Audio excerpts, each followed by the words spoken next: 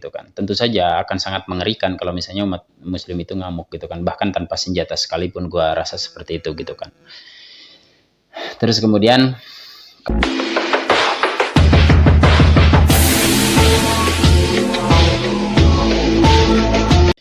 Assalamualaikum warahmatullahi wabarakatuh. Generasi baru ketemu lagi sama gua Zaz.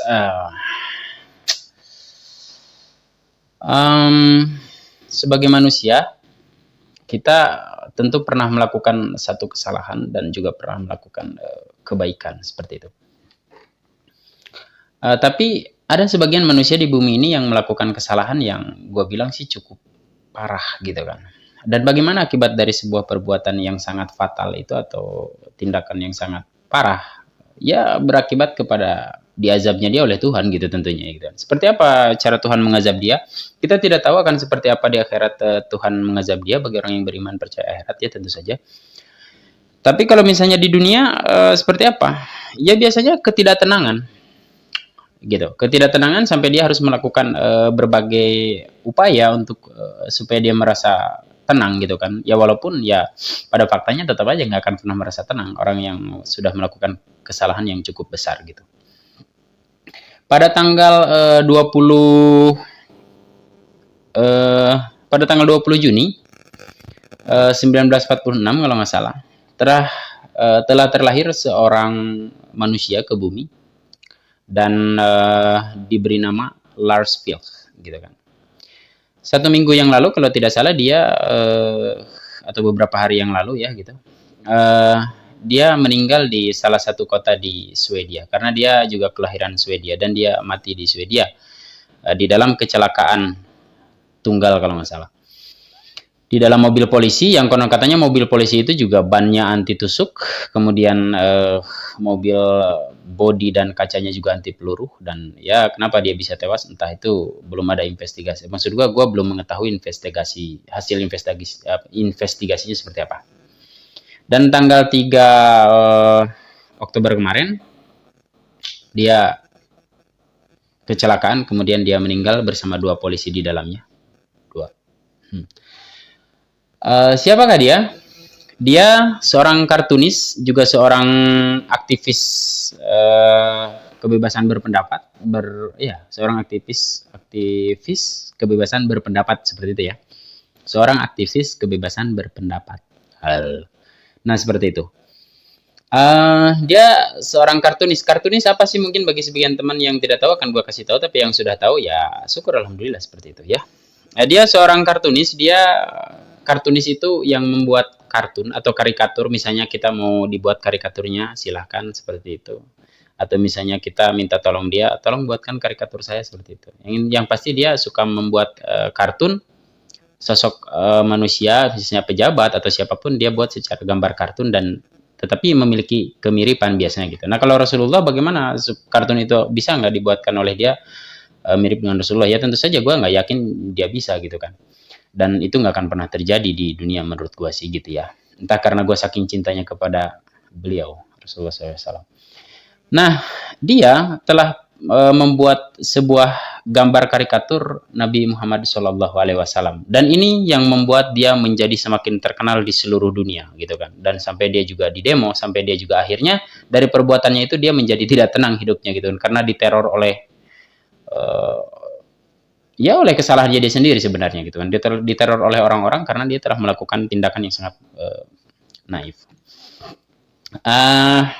Di suatu hari dia menghadiri sebuah acara di kalau nggak salah di daerah mana gitu ya, Copenhagen kalau nggak salah ya. Itu ada seseorang tewas di dalam peristiwa penyerangan dan diduga bahwa penyerangan itu sebenarnya bertujuan kepada dia gitu ya, karena dia itu kontroversialnya itu gitu, karena dia telah membuat karikaturnya Rasulullah SAW gitu kan. Jadi apapun yang terjadi di dalam hidupnya dia, kalau orang yang sudah berdosa ya seperti itu gitu, merasa terancam gitu kan. Mungkin kalau misalnya ada balon yang tiba-tiba meledak di sampingnya dia ya pasti akan sangat kaget, bisa jadi dia modar juga, dia akan mati karena jantungan gitu, karena saking dia kaget karena dia melakukan kesalahan gitu kan. Dan bagaimana kita menyikapinya si manusia satu ini? Ya kalau menurut gue pribadi sih umat muslim kenapa sih kok apa ya begitu sangat menghormati Rasulullah SAW, tapi kenapa sih orang yang non muslim malah berani-beraninya melakukan semacam itu atau katakanlah melakukan penghinaan gitu, pelecehan dan lain sebagainya gitu. Kenapa begitu? Ya mungkin ya umat Islam ini terlalu sabar, atau mungkin juga umat Islam ini memang bisanya cuma ngamuk, atau mungkin juga ya umat Islam ini tidak pernah melakukan apa-apa ketika ada yang melakukan itu gitu. Atau mungkin ya melakukan sesuatu pun ya tidak begitu mengancam. Mungkin seperti itu, entah bagaimana gitu. Kalau dibilang tidak mengancam ya lihat dong Taliban itu kan mereka juga muslim gitu kan. Dan mereka sangat mengerikan gitu bagi lawan-lawannya.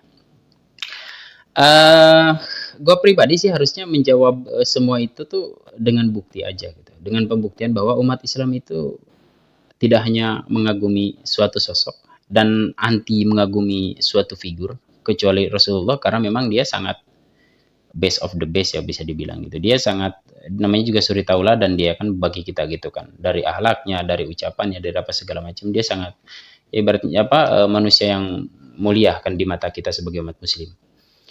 Jadi kita harus harus anggap aja, bukan harus anggap aja, kita anggap aja bahwa setiap penghinaan dari mereka yang suka menggambar kartun Rasulullah itu, kita anggap aja sedang ditantang. Dan bagaimana mestinya kita sikapi aja dengan baik, gitu kan? Karena dengan kemarahan pun kita hari ini mungkin kurang dukungan atau apa segala macam gitu ya. Kita buktikan dengan karya-karya. Karena kalau kita membaca sejarah, umat muslim di generasi awal atau di awal-awal peradaban umat Islam ini sangat terkenal dan sangat disegani di dunia gitu kan. Bahkan sekarang orang-orang kafir mungkin jago di bidang biologi gitu kan, maksudnya orang-orang non Islam ya gitu, orang-orang non Muslim maksud saya, mungkin jago di dunia biologi gitu, jago di dunia astronomi dan lain sebagainya. Ya sebenarnya pencetus awalnya itu justru malah orang-orang muslim gitu kan, yang pernah berbicara soal algoritma juga umat muslim gitu, pertama kali yang berbicara soal itu juga umat muslim ya. Terus kemudian juga bapak kesehatan juga masih Ibnu Sina, umat muslim juga gitu kan ya. Nah tapi kenapa sekarang generasi muslim kok seolah-olah ya bisanya cuman ya gini-gini aja gitu kan, mungkin seperti itu pandangan mereka, makanya ya mereka melakukan itu. Bahkan si Lars Vilk ini juga mengatakan sebenarnya dia membuat gambar itu tuh hanya untuk apa ya, hanya untuk membuktikan tantangan politik dunia seni gitu aja gitu kan. Ya itu alasan aja gitu kan. Ya setiap orang kan bebas membuat alasan, ada yang masuk akal, ada yang tidak masuk akal alasan itu kan, seperti itu. Dan biasanya juga tergantung kepada kita juga menerima alasan itu, apakah kita mau menerima itu sebagai suatu alasan yang masuk akal atau tidak, itu juga kembali ke diri kita juga gitu. Tapi kalau menurut gua, terserahlah lu ngelakuin itu gitu, yang pasti setiap perbuatan lu yang akan menerima akibatnya gitu. Kita sendiri sebagai umat muslim jangan coba-coba membalas menghina lagi kepada Tuhan-Tuhan mereka, kepada agama mereka. Tentu saja itu tidak diajarkan oleh Rasulullah, dan kita jawab dengan sikap yang baik, dengan perbuatan dan dengan apa ya, karya-karya yang kalau bisa lebih baik dari mereka gitu kan. Seorang muslim kartunis misalnya siapa gitu kan ya, gue kebetulan belum mengetahui, jadi silakan kalian kasih tahu gue. Terima kasih kalau ada yang mau ngasih tahu siapa kartunis muslim gitu kan yang sangat terkenal di dunia gitu kan. Dan nggak usah menggambar balik tentang keyakinan mereka gitu kan, siapa dan apanya gitu. Seperti itu. Apa namanya? Dan si Lars Vilk ini juga sudah menerima azabnya ya, menurut sebagian orang gitu ya. Tapi kalau menurut gue ya dia mati ya tetaplah mati gitu kan. Azab yang pedih yang dia terima di dunia ya, kalau di sana kan gue nggak tahu gitu, bukan prerogatif gue. Ya udah itu ketidaktenangan sampai dia harus dikawal selama 24 jam setiap harinya oleh polisi, yang juga harus naik mobil yang anti peluru, kemudian ban juga anti tusuk gitu, maksudnya anti bocor gitu, seperti itu. Tapi akhirnya ya tetap kematian tidak bisa dihindari oleh dia. Artinya itu semua tidak bisa membuat dia terhindar dari kematian gitu ya. Itulah sebabnya bahwa sehebat-hebatnya manusia tetap ada yang lebih hebat, dan manusia gue rasa sih nggak ada yang hebat gitu ya, nggak ada yang jago seperti itu. Jadi untuk menanggapi peristiwanya si Larvis ini, mungkin sebagian orang mengatakan ya itulah azab dari Allah gitu. Iya benar, memang benar gitu kan. Rasa takut dia, kemudian dia juga merasa terancam sampai ada yang memberi dia sebuah bingkisan yang isinya itu buat kemas kepala dia. Intinya buat gue pribadi dan buat kita semua sih sebenarnya ini adalah pelajaran bahwa yang namanya menghina sesuatu yang begitu sangat dikagumi oleh suatu kelompok itu bukan perbuatan yang baik dan kita tetap akan menerima akibatnya. Baik itu mungkin nanti di hadapan Tuhan maupun itu di hadapan manusia itu sendiri. Karena gini, kalau misalnya menghina Rasulullah SAW gitu kan, berarti menghina junjungan umat Islam gitu kan. Tentu saja akan sangat mengerikan kalau misalnya umat Muslim itu ngamuk gitu kan, bahkan tanpa senjata sekalipun gua rasa seperti itu gitu kan. Terus kemudian kalau misalnya bicara soal menghina itu jangankan umat muslim gitu ya, yang di dunia ini sangat banyak sekali pemeluknya gitu kan, pengagum Rasulullah juga tentu saja setiap umat muslim kan seperti itu gitu kan. Coba aja kita hina salah satu tokoh organisasi aja kita nggak akan tenang gitu kan, kalau apalagi umat muslim kan seperti itu. Jadi intinya menghina itu kan makanya sama Tuhan juga dilarang gitu kan, karena ya itu gitu, Tuhan tuh sayang sama kita supaya kita jadi hidup lebih tenang, ya jangan menghina gitu kan. Apapun bentuk hinaan itu tetap hinaan itu tidak baik dan itu akan membuat kita menjadi tidak tenang seperti itu. Nah si Lars Vilks ini juga menjadi contoh buat kita bahwa kendati dia punya segalanya, uang, kekuasaan, popularitas gitu kan dan lain sebagainya, ketika dia mencoba mengusik keyakinan seseorang, maka yang dia dapat hanyalah ketidaktenangan. Pelajaran yang bisa kita ambil adalah itu.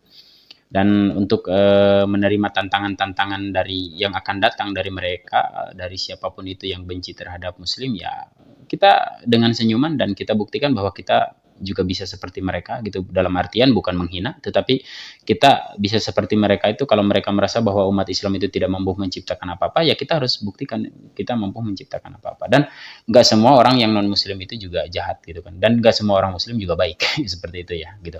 Makanya ada istilah Islam KTP, mungkin begitu kali ya. Dan buat gue tetap akan bersahabat dan berteman dengan siapapun, mau yang muslim, mau yang non muslim, mau yang Hindu agama, kemudian Katolik, apa namanya, tentu umat muslim juga ya, nggak mungkin gue enggak, yang ateis gitu kan, kemudian juga misalnya yang agnostik, ya nggak masalah sih kalau kita berteman gitu, kita bisa berbagi cerita, kita juga bisa bersama-sama damai di dalam hidup dan bekerja sama dalam membangun peradaban seperti itu. Itu aja dari gua tanggapan tentang si apa ya, berita yang diterima kemarin dari teman gue, berita tentang kematiannya si Lars Vilks ini, si pembuat kartun. Oke, terima kasih. Wassalamualaikum warahmatullahi wabarakatuh.